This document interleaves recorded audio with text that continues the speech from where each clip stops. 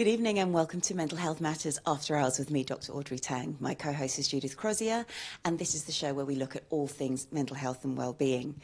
Tonight we have a returning guest. We have Nick Conway, and he talked to us about dog training and dog behaviour modification. Two very different things. Training is about teaching your dog to sit, to fetch, to go to their basket. Behaviour modification can be about dealing with separation anxiety, can be about dealing with issues that dog may have, especially pertinent if you have rescue dogs.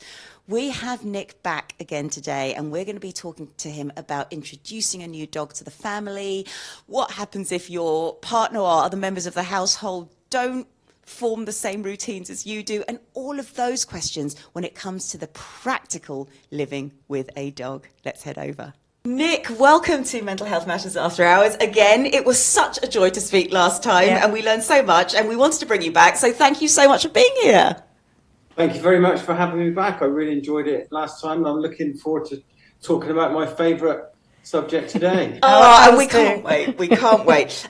We wanted to ask a little bit more deeply about pets in the family and really integrating the pet. And one of the biggest questions we have is, what happens when you want a pet to behave in a certain way, or you want a pet to have a routine in a certain way, but your partner or the rest of the family wants something completely different? Just for an example, letting the dog sleep on the bed. I know people have some real issues surrounding that, or whether the dog can have treats or something along those lines. What can we do to bring a bit more harmony into the home? Well, harmony is what my job is all about, really, to be honest. And it really does depend on the family and what you want from your dog. If you don't want it, you need to come to some sort of consistency with a dog. They learn with routine, consistency. Everyone needs to be on the same sort of page. So you need to obviously have a discussion about whether the dog is allowed on the bed or is not allowed on the bed, because it's not fair for the dog to be allowed on the bed with one partner and then not allowed on the bed with the other partner. The dog's never going to know the difference between the two. So I would say agree between yourselves what is okay and what's not okay, and kind of just stick to that, really, so the dog knows where it's at rather than changing the goalposts for it. Absolutely. And it's about having the communication with the person who can communicate back, isn't it, really? Rather than expecting this dog to... Yes, exactly. To try and understand that. And so how do you support the family when you notice inconsistency? And maybe that inconsistency's happened already. Just as an example from my own experience, I would take my dog to my mum to look after, and I'd come back and she'd have given the dog so many treats. It was unbelievable. And it was because she just loved doing it, even though I tell her not to. Yeah. So, You need to train your mum, I guess. Yeah. And that's it. I mean, the great thing about dogs is this: they do have different relationships with different people, and they can understand having different relationships with different people. So I, for example, have a dog that I daycare, and he's got one set of kind of rules and boundaries and stuff with me here in my place, and he might have a different set of rules at his own home where he lives 80% of the time. And they do understand, oh, here I can do this, and there I can't do that. And you can train a dog to do pretty much, anything you want in a particular situation with a certain person as well. So they are quite clever like that. I think that you make a good point there, actually, because saying that, it would be whenever I took the dog to my mum's house, she wouldn't do it when it was in our house. Oh, okay, right. So, or she couldn't access the treats. No. And every person can have a different relationship with that dog. It's never the same. Consistency is good, and the sort of same communication techniques are important if you can do that. But dogs are pretty adaptable. They are. One of my dogs, he licks my husband's face, and he doesn't mind, but I can't stand it, and he never licks my face. So he's known that I have an aversion to that. So yeah, I suppose they're quite clever. Yeah, they do. If you communicate what you want with a dog, which is a big part of my job actually, is helping people communicate with their dog effectively, which is saying yes and saying no to things in a way that a dog will understand. And then as long as they understand it, most dogs are pretty eager to please. Yeah. They are. And your point about just how so they understand it.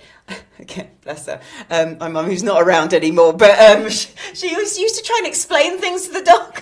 So the dog's not going to get that. It was Brandy. It was like, as intelligent as this dog is. Not a full sentence, no, but just a yes or a no. You can teach them what yes is. Yes, I'm doing the right thing, and no is oh, I'm doing something I shouldn't be doing.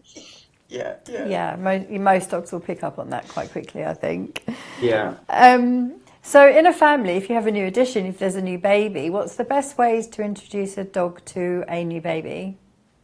Well, it's an interesting one. It's always safety and caution first. Like the family will know their dog, you know, and you have to sort of have some kind of judgment on what your dog is like. But I would say even if you've got a super friendly, never hurt anyone type of dog, you'd still want to introduce that dog very carefully, very slowly over a period of time to the new addition to the family.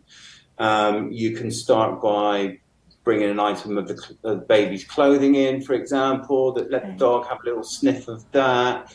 You know, introduce from a distance on leash so that the dog is getting, you know, a controlled introduction really, and then gradually over time you could increase the sort of length of time and close the distance, but always have the dog on leash, I would say, until you're absolutely 100%, you know, solid gold that you can trust your dog around your newborn, and never leave them unsupervised ever would be my advice. That's key, I think, isn't it? And just to interrupt about the introducing the dog on leash. I guess it's similar if you're introducing a dog to another dog or introducing a dog to the cat. But I know that a dog will, I think, understand if it's the dog coming into the family that it's on the leash. But if the dog has been in the family for a very long time and suddenly you're putting it on the leash, is that confusing to a dog? It's a really good question, that, yeah. No, not at all, because presumably you're walking your dog on a leash outside. And there's never a time when you can't put a dog on a leash. You go into a pub, you go in anywhere, even in your own home. Sometimes training goes backwards. So, for example, I have to advise an owner that's got a dog that's regressed in some way. You need to put your dog back on the leash and retrain it, and that's never a problem. And I think with dogs, and especially with babies, you just want to be 100% on the side of caution, because you never know. You just never know until you're 100% and you've seen them interact. And you've done this for a while, I would say a few weeks, a month or so. And then maybe, you know, you can then start to trust the dog a bit. Agreed. But that's an individual thing as well. I mean, every family will sort of know their dog better than I do. But yeah, I would always start off with kind of worst case scenario stuff and then work backwards from there. You can never be too careful, especially with children. Not only children, but especially with children. Yeah, especially your child. I wouldn't. You know, you never know. The dog might get super jealous. I've seen really well trained dogs that love their owners so much, get really possessive and they don't understand that the baby's toy is not their toy. Yeah. So they'll go for the baby will have a toy. It'll go for that toy.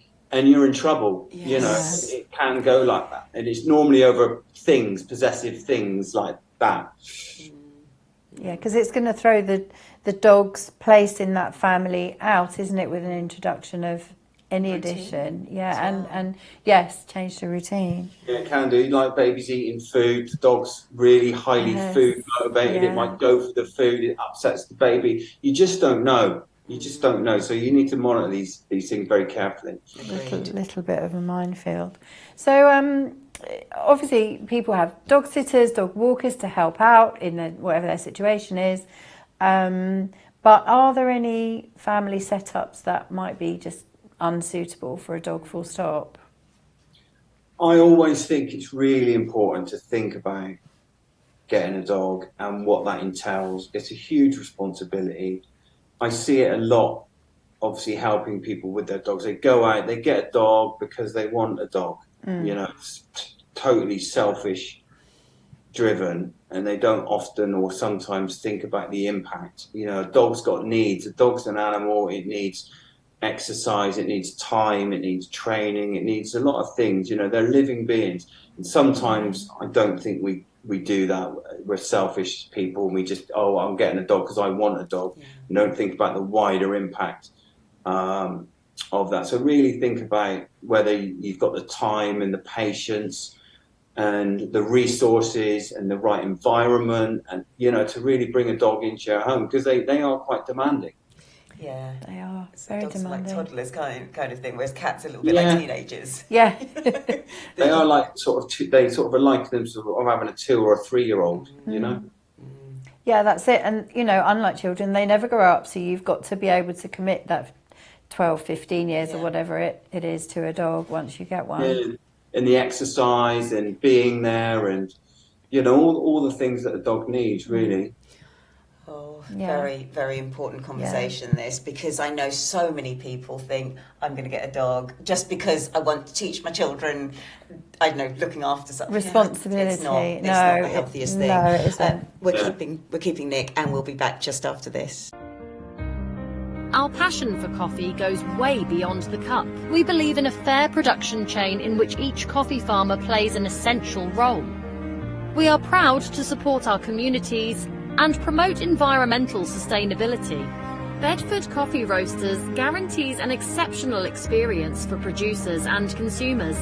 Join us on our journey to extraordinary coffee, where quality, sustainability and fairness come together to create an experience unlike any other. Ground with passion, served with pride. Bedford Coffee Roasters, coffee worth drinking.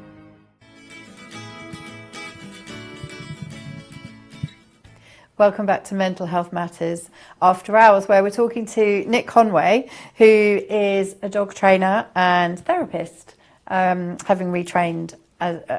He was a psychotherapist and now he's retrained. And we're having an interesting conversation about dogs in the family. Where you see dogs with issues, Nick, are there any common denominators that you see? There definitely seems to be a pattern emerging. I notice things. You mentioned I was a psychotherapist, so I'm quite interested in the owner personality, and part of my assessment and diagnostic is to do a test with the owner. And there's 5 main categories of dog owner, and depending on which category you score highly in will tell me kind of, what works best for you and how you are as a person. And what I've noticed is a theme, really, is that a lot of people will score agreeableness, which sounds great, doesn't it? Really agreeable people are easy to get on with. But in the dog world, it means you're probably letting your dog get away with too much, and you're not setting healthy boundaries and saying no, and thinking that any type of no is harmful to your dog. And in my experience, loving leadership is probably the most important thing that you can develop with your dog. Your dog listens to you and respects you, and unfortunately that means saying no to your dog, like it does with children. You just don't let them out the front door and let them go and play in the main road, do you? It's like we need to set healthy limits and boundaries for our dogs that they understand, and conversely enough, they will respect and love you even more, in my opinion, because they're looking for that. They need that actually as part of their makeup. They want to please, they want to follow, but you need to give them something to follow. And a lot of the time, people that come to me, they're just a bit too nice. They're a bit too soft with their dogs. They see them like little fluffy babies or teddy bears. And like, they can be, for sure, but they also need a few rules, I'm afraid. Yes, I think my husband would be the agreeable one and I would be the loving leadership one, definitely. Yeah. And I do see that. My dog looks at me adoringly, all the time. So I think it obviously works. Yeah. I just sort of wanted to interrupt about the 5 categories. I'm really curious as to what they are. Openness, agreeableness, neuroticism. This is the big 5. How many is that? 3. 3. Then you said loving leadership. So like an extrovert and a kind of like an introverted type personality. So you're using the big 5 personality questionnaire. Yeah. Yeah, I love that. Oh, okay. That works really well because we use it in leadership. Right. And it shows how you're going to lead your team. So I can totally see it shows how you're going to lead your dog. Yeah, as it would well. make sense, wouldn't it? Sorry to interrupt. That was just something I was curious about. Yeah, no, it is the big five, they call it, Yeah. which I think is really important because, you know, I am working with the dog, but I'm working with the owner of the dog, Yes. you know, and I'm a lot of the time I say training them is a joke, but, you know, I'm showing them how to train their dog. Yeah, it's true. Yeah, I think so. Where we took our dogs for training, they said they train the owners and not the dogs. So that would make a lot of sense. It is a lot of that, yeah. So when you're starting to train your dog, what do you need to get right from the very start? Well, I'm a bit biased being a dog trainer, and sort of psychotherapy as well comes into it. So I think you need to set yourself up for success from the beginning. So get a dog trainer in from the very get-go and find out how to train your dog correctly. People sort of think that they know how to train a dog, and there is a sort of bit of a right and a wrong way of doing it, and having important commands from the beginning, like sit, stay, down, recall, leave it, drop it, all those kind of things are really super important. You know, they're safety things. You know, learn how to walk your dog correctly. I see a lot of people have a dog out in front of them, sometimes on a flexi lead, they're 20 feet in front of them. And I'm thinking, if a car comes around that corner, if a big dog comes around that corner, you know, your dog's in trouble and you're 20 feet away. So learn how to do all these things, learn how to exercise your dog, learn how to communicate effectively, say yes, say no, you know, play with your dog in the right way, when to intervene, when not to intervene if dogs are playing over the park. You know, really basic things like, do I let my dog greet every dog that walks by? Just get yourself set up for success. That's what I would say. Come and see a professional, get it right, and it will save you problems down the road, I promise you. And if it doesn't, it will at least increase and enhance your relationship with that dog. And I'm absolutely passionate and convinced by that. Yeah. And can I just add to that then? Would you get the whole family involved with the training? Because, you know, in a family setting, or would you have, say, the parent be the sort of the chief person that would give commands, or how would it work in a family? In a family situation, it would depend, I guess, how old the children were. If they're older children, you know, sort of 11, 12, 13 upwards, yeah, you can get them on board as well.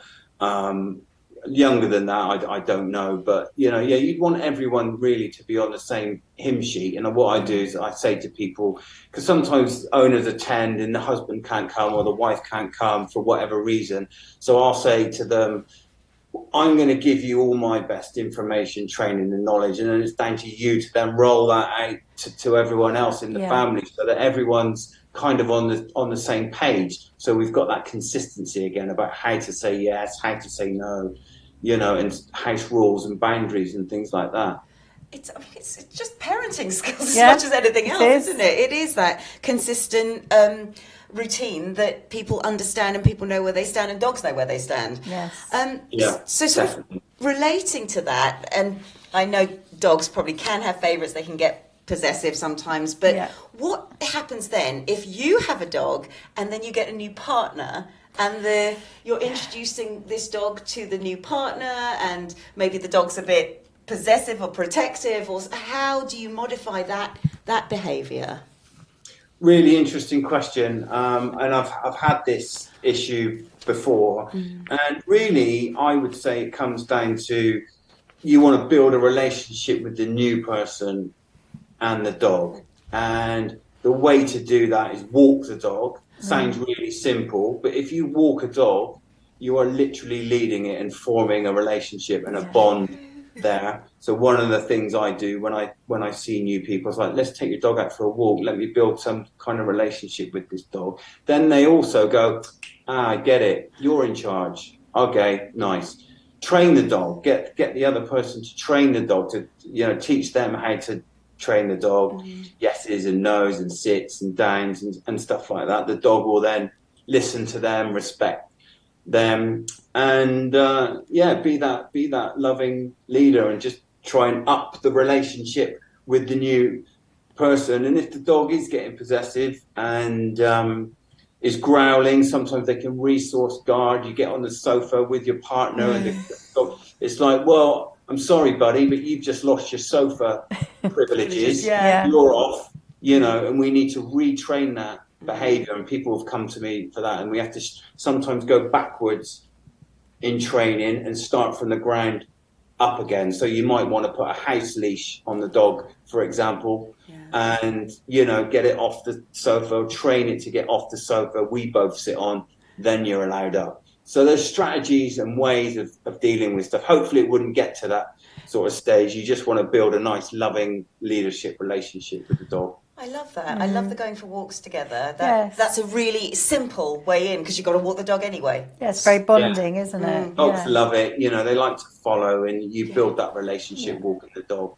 That's lovely. And what about, you've got families who want the dogs. We began talking about this earlier. They've had little experience with dogs. Do you have any advice, not just in understanding how to train a dog, but in choosing the most suitable dog for that family? Because I know a lot of people go down the route of, I want one of the cockapoos because they don't molt, they're hypoallergenic, all of that. And I don't always think that that's the best temperament of dog. Are there bits of advice that you can give when it comes to choosing the right dog? Yeah, definitely, for sure. So let's assume that you've got the right setup, yes, the right home environment, and everything is good there.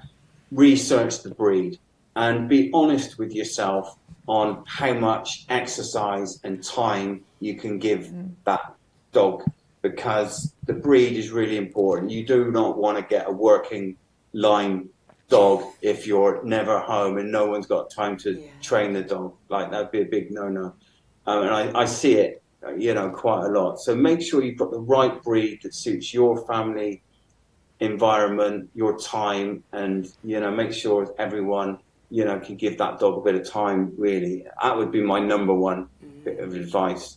And not just go for the breed because it looks pretty or it looks cool or, you know, a status type dog. Yes, because sometimes the temperament, it's like getting pure breeds as well. If you're not dog showing or breeding, sometimes that can be more problematic than it's worth, really.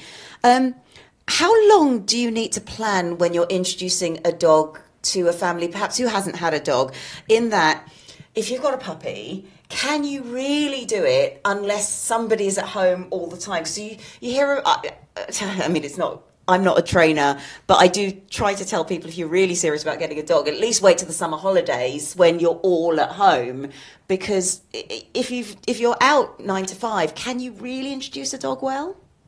I mean, I think the short answer to that is no. You know, dogs need things, and especially a puppy, you know, you need to be there to be able to let it out in the garden every couple of hours, toilet, stuff like that. I mean, I think people should take at least a couple of weeks off work, really, if they're going to get a new puppy. They want to bond with that puppy, want the puppy to bond with them, you know, really, you know, get everyone, you know, get the environment set up correctly. You need to be there. You do. I mean, at least one adult needs to be there, I would say, for the first couple of weeks at least. It's that consistency, isn't it? It's such a responsibility. And it makes me so sad when people just go, oh, I'm going to get a dog because I like dogs. It doesn't work that way. You've got to be setting your house up. This is a really random question, and this has come from somebody, my hairdresser, in fact. Okay. She has, sorry, just to throw this out there. She has a new puppy. She works from home, so all of that's fine. But what she finds is, if she hasn't seen the puppy for a while, the puppy will be so overexcited, it will wee. Aww. It just wheezes. It's just excited. It's trying not to do, you know, it's not like it wheezes in the house all the time. How do you manage that? Well, puppies that are excited is gonna wee. There's nothing you can really do about it.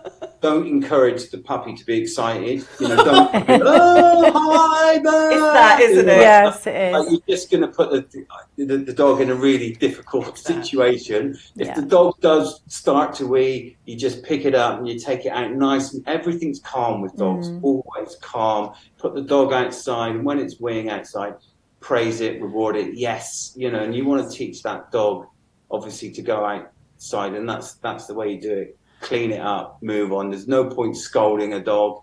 for weeing. You can say no, but unless you catch it in the act, if you find it later, that's no good. It doesn't associate your no with the wee that it did 10 minutes ago. But yeah, I mean, try not to get the dog too excited. Teach calm, reward calm, be calm. Yes. And actually, just as you were saying that, yes, I know that's how she greets the dog. It's so excitable. Of course you're going to... So it's not helping at all. You're just adding more, sort of energy into that situation. Causing the wee. And even when you come home and you haven't seen them for 2-3 hours, you're not supposed to do all of that. Oh, hello, are you? You're supposed to just walk in, ignore them, and then when you put your bags down, then kind of greet them calmly to kind of avoid that overstimulation. When I come back, the dog's jumping all over the place or whatever. It's like the dog is invisible to me until that dog is calm. And if you start to do this, you will notice how quickly the dog learns, oh, calm means I get what I want, which is you, which is your attention, your fuss, your stroke, whatever. Yeah. And jumping all over the place like a lunatic gets me ignored. They are masters of pattern recognition, consistency, and getting what they want. So if you do that, you'll notice very quickly how it won't possibly reduce it completely, but the amount of time that your dog is jumping around like a lunatic will reduce significantly. Oh, that's so helpful. It really works. It does work. And I get it because I love dogs, and so my natural tendency is to be, hello, and like my hairdresser. I mean, it's very flattering as well, isn't it? You come home and your dog's really pleased to see you. I want that as well. Like every fibre in my body is yearning to get over to that dog, but I just know that I'm setting myself up for more difficulties doing that. And that's the same with all dog training. It's like it looks like I'm being sort of firm and assertive in that now, but it really is for you. It's for the dog's own good. It's our relationship as a whole. I don't do this stuff just to be, strict. It's like there's always safety or meaning behind it. Everything I do with a dog. So true, so true. Oh, Nick, we're keeping you. We'll be back just after this. A world without the arts is one without confidence, creativity and community, and yet funding has been reduced every year. Arts programmes have been shown to benefit social inclusion and well-being, particularly for marginalised groups, with projects fostering a sense of belonging, cultivating mutual understanding, and breaking down social barriers and isolation. Participation in arts programmes can help boost confidence and open doors to opportunities that may otherwise be inaccessible. Click Arts Foundation offers grants up to £2,000 for grassroots arts projects twice a year, with our community arts experience trustees meticulously scoring each project on impact and sustainability. To date, we have supported craft and visual arts projects, dance, drumming for well-being, and preservation of heritage and culture. If you share our passion, not just for maintaining the arts themselves, but contributing to the many benefits it can bring, please consider making a donation to Click Arts Foundation registered charity.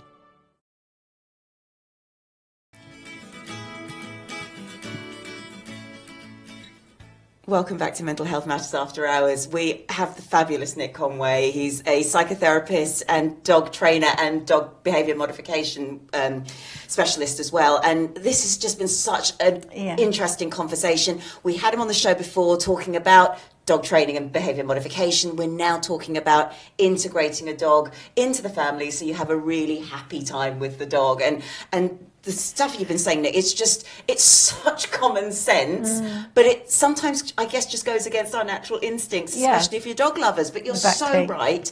And if you've just tuned in, please go back because this is a really good conversation.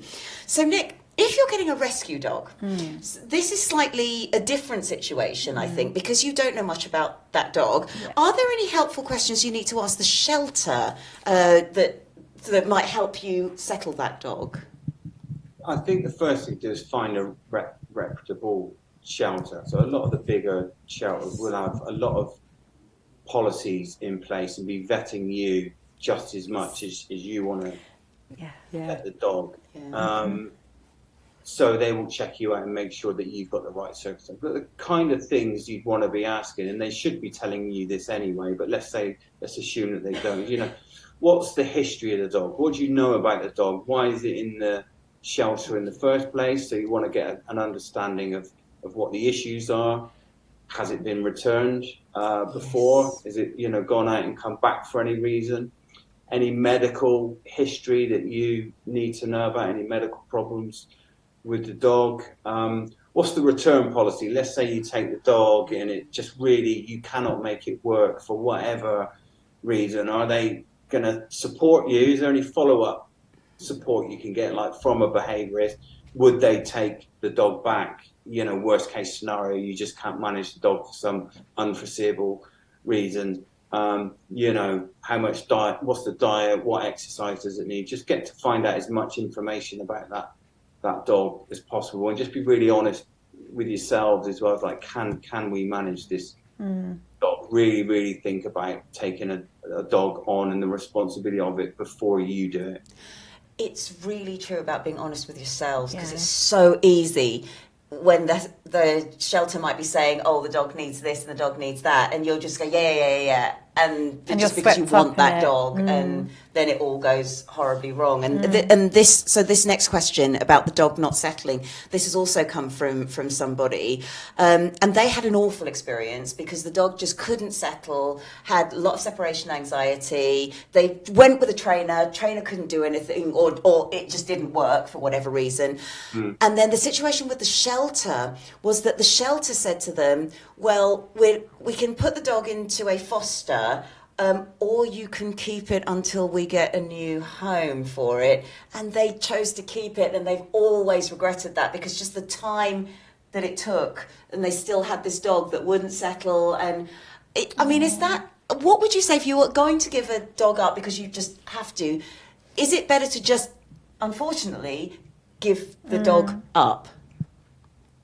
Well, I think it's if you've tried everything, you've given it enough time, and how much time is enough time. I think the only way you can judge that is your own individual circumstances and what the issues are exactly. But let's say you've given it your all. I think it's preferable to take the dog back and just admit that for whatever reason that dog is not a good fit for you and the family, and that there might be another family that it is a good fit for. I mean, what else can you do? I think just throw your hands up, say you've given it all you got. You've done the training route. You've tried everything. You've given it a good enough length of time. It's just not working for some reason. There's no shame in that. At least you've tried. You've given it a go. I agree with you, and I think there's an element of the shame part of it, because they felt, because they didn't want this dog to then go to a foster home, to then go somewhere else, and then they agreed to keep the dog for longer than they probably ought to have done. And I don't know whether the home, it's not my place to say the home was doing the right thing or not, but it just felt a bit weird that the home would ask you, once you want to give the dog up, could you just keep it for a few more weeks? How do you manage the shame or the guilt that you might be feeling? At the end of the day, you have to do what's right for you. You have tried to do the right thing by this dog. It hasn't worked out. What are you going to do? You have to take that dog back. Somebody else might find a really loving home for that dog. So that's another way. But you have to do, what's right for you as well at the end of this. And your family, if you've got children or whatever. Maybe the dog's a threat to children or something. Like, what are you going to do? You can't put your children at risk. No, and having made the difficult decision to approach the shelter to say, look, it's not working, to then be asked, can you just keep it a bit longer? They probably did this is slightly off piece, but when I started doing the dog training, I actually had a cat, and this cat was very flighty. He was quite an anxious cat, and I knew if I wanted to do the dog thing, there's no way I could bring dogs into my home with this cat. There was just no way this cat was going to integrate in it. I had to give the cat up, and it was the hardest thing I did. I don't think I cried for about 5 years, and it really broke my heart to give this cat up, but I couldn't let the cat to hold me back on living my life. There is a line somewhere, but you have to draw it for yourself, I think. That's it. And ultimately, they go and then they're happy with another family somewhere else, and that it's difficult to see that if you're in the position of having to think about giving an animal up. That's really hard. That's the way I thought of it. Like, I'd given this cat 7 years, because I rehomed it originally. I'd given it 7 years, the best I could. Yeah. And, somebody else, and they emailed me and said we found him a home and that. So that was lovely. So that was good. But, I just couldn't do it. I wasn't able to do it because I needed to do my dog thing, Yeah. That's right. Yeah. No, Get that. there's all sorts of situations where that might happen. It was tough. Yeah. And it is. Yeah. We're not saying, there's no shame or judgment being put on this, because it is a hard decision. Yeah, it's a brave one to actually, broach it rather than ignore it. Yeah, agreed. Yeah, you have to sometimes just, admit defeat and go, look, this is what I need to do for the good of everyone involved, basically. Yeah.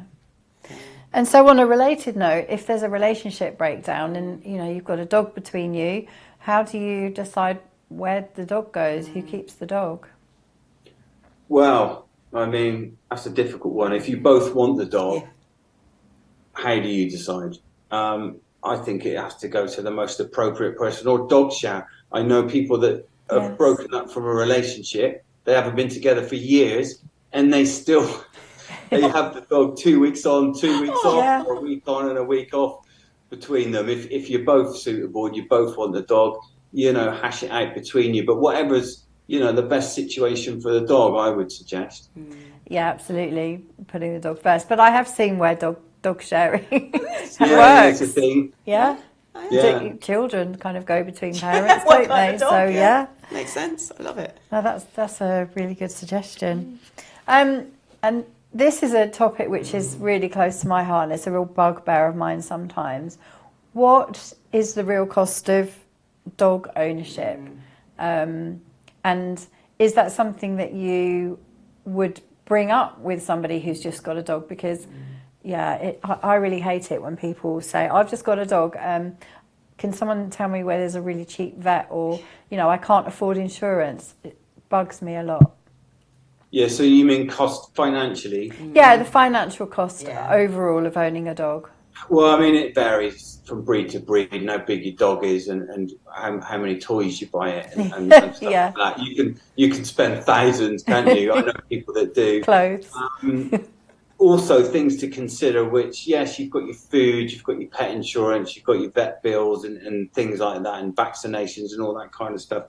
But maybe something that people don't think about is if they want to go on holiday, for example, and they haven't got anyone to look after that. They're paying someone like me, because I do a bit of dog daycare and boarding, to look after the dog. It can be half as price of the holiday. Yes, I'm looking after a dog for 11 days. Yeah. It's another huge bill. So it's like, okay, well, either I'm going on holiday or I'm staying at home with a dog, So these kind of things sometimes people don't take into consideration. Then there's probably a lot of hidden costs as well that, you never can predict. So it is a financial burden for sure. Yeah. I think these are the things that we just all need to be aware of. And really the moral is be aware of all of the considerations, and owning a dog is a responsibility. It's such a huge responsibility and a huge expense, and I truly think a lot of people don't take all of that into consideration before they get one. Yeah, agreed. And they get, you were talking about reintroducing another dog to a home. They get another dog because they think a dog's going to be, good company for their dog, or they just want another dog. And it's like, okay, well, have you thought about the first dog, and have you thought about the cat that might not like dogs? It's just like, it's not just all about you all the time. I think, people need to think about, everyone, the impact it's going to have on everyone in their lives. Yeah, absolutely right. Nick, this has been fascinating again. I think we need to get you back again another time. I think Audrey and I can talk about dogs all day long anyway. Me too. But where can we learn more about you?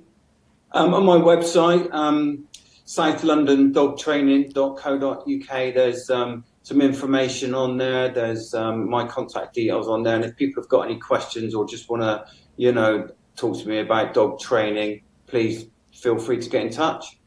Thank you very much. Thank you so much, Nick. We will put those links in the show notes. Thank you. It's been such a pleasure chatting with you. Thanks, I've really enjoyed it. I love talking about dogs. I'll come back anytime. Excellent, Great, excellent. We thank shall you. book you in, Yeah. and we'll head over to test the trend.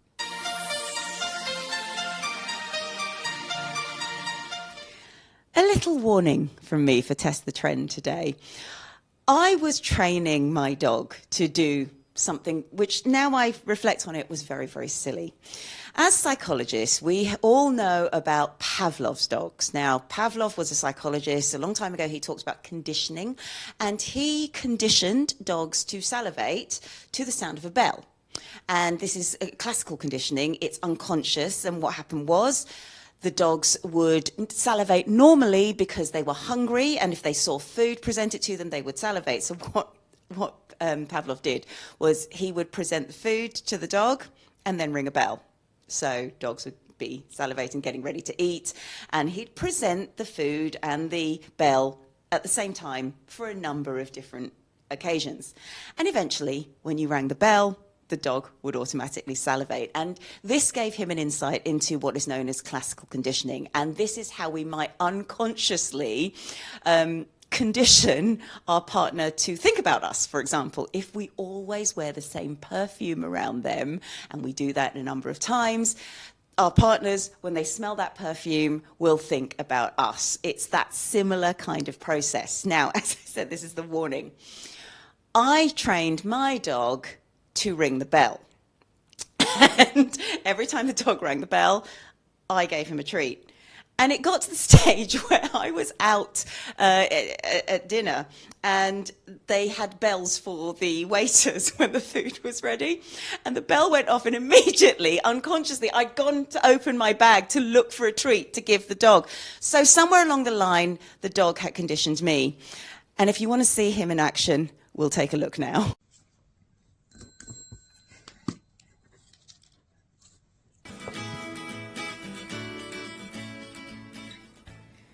What a brilliant chat.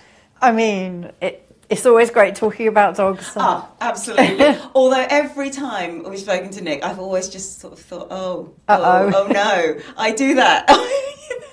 Because Bluey is a little fluffy ball.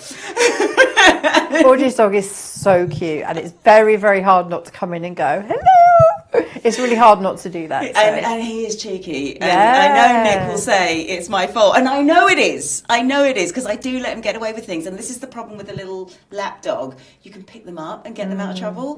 But of course, if you're out somewhere, even on a lead, he's still quite far away to pick him up and get him out of trouble. So, yeah, there is a lot of sense in what Nick says, and it is about retraining me and the dog, I think. I mean, it was a great conversation, and I really do like your point about the financial cost. I think that was a really important question, because you're absolutely right. I see it on Facebook. Anyone know a cheap vet? And vets are not cheap. No. But there's a reason for it, Yes. because you have to have all the scans and the pills and the et cetera, et cetera. Yeah, and you know, what I see quite a lot, and it really upsets me, and I have to try not to, scroll because of this, is people say they put it out there. Oh, well, this is wrong with my dog. This is what I can see. This is what he's doing. I don't really want to take him to a vet because it's too expensive. So, anyone got any advice? And I just think would they do that with their children? I don't know. No, they probably... I hope not. Well, no, but they'd be straight to the doctor or the hospital. And a dog, in my eyes, is no different. It's a sentient being, It has thoughts and feelings and emotions just like we do. And you can't skimp on cost, on time, on training, on all the things that Nick was saying. And actually, with vets now, they often have a pet plan. Yeah. And that sort of thing. It's a bit like insurance. Yeah. But I pay something like £12.30 a month. Yes. But that means every time my dog needs a vaccination or a checkup, it's free. Yes. So it does actually work out. Luckily, does. he's not an ill dog. No. But I had another dog where insurance, and I had the insurance, I was getting an insurance payout every single month because she had diabetes, and I had to keep buying the insulin and so on. But that particular insurance was brilliant because they said if you claim for a condition, it's okay to have a continuing one. Right. Oh, So, that's quite unusual, I think. Check. Yeah. For some, it was Animal Friends, and I'm happy to promote them because they were so lovely. good. Okay. So I think actually, rather than thinking, oh, it's going to be really expensive, just ask. Yeah, and that's a really sensible thing, having a pet plan where you can pay in monthly and know that a lot of things are covered. Fleas free, yeah, the whole lot. If you don't have any unexpected bills, and if you have insurance as well, then, you know, if the dog unfortunately has an accident, you don't have a huge bill there either. Yeah. So there's things to think about, and I think the communication aspect is important as well. And again, I know I'm softer on the dog than my husband is, because I just want to pick up the dog and cuddle the dog. But I see having to not do that, and I see kind of learning how to not do that, and the dog still loves me. Yeah. Even if I don't do that. Yes, exactly, he will. In fact, he's more comfortable with me because I'm not disturbing him when he's asleep, going, oh, I just want to pick you up. All the secrets are coming out now. And he prefers me for not doing that. My husband and my dog. Don't do it to my husband. You don't do that, Sophie. That's good to hear. You let him sleep. Yeah, I let him sleep. Just cuddle the dog. But yeah, no, your dog will. I think Nick said it. They like calm, don't they? They like do. They like just to have a calm, quiet life, and so. I mean, when I come in through the door, when I come home, I don't make a big fuss, and the dogs now don't bark and don't jump all over the place. But what one of them does, he goes off and gets anything he can get hold of and bring it to me. And I used to think, oh, that's so cute, he's bringing me a present. But no, what it is they're regulating their stress by holding something in their mouth. Love that. And that, I mean, yeah. But the fact that he feels that he has to do that just shows how high their emotions are when we do come home. How interesting. Yeah, so keeping that quiet and keeping that calm is really, really important, and it works. Yeah, and I think that's the message for the week, actually. And it's not just with dogs. I just think having that time to slow down, to stay calm, to stop, it never hurts anybody. So no, exactly. Just quiet. Yes, and from all of us here at Mental Health Matters After Hours, have a good night.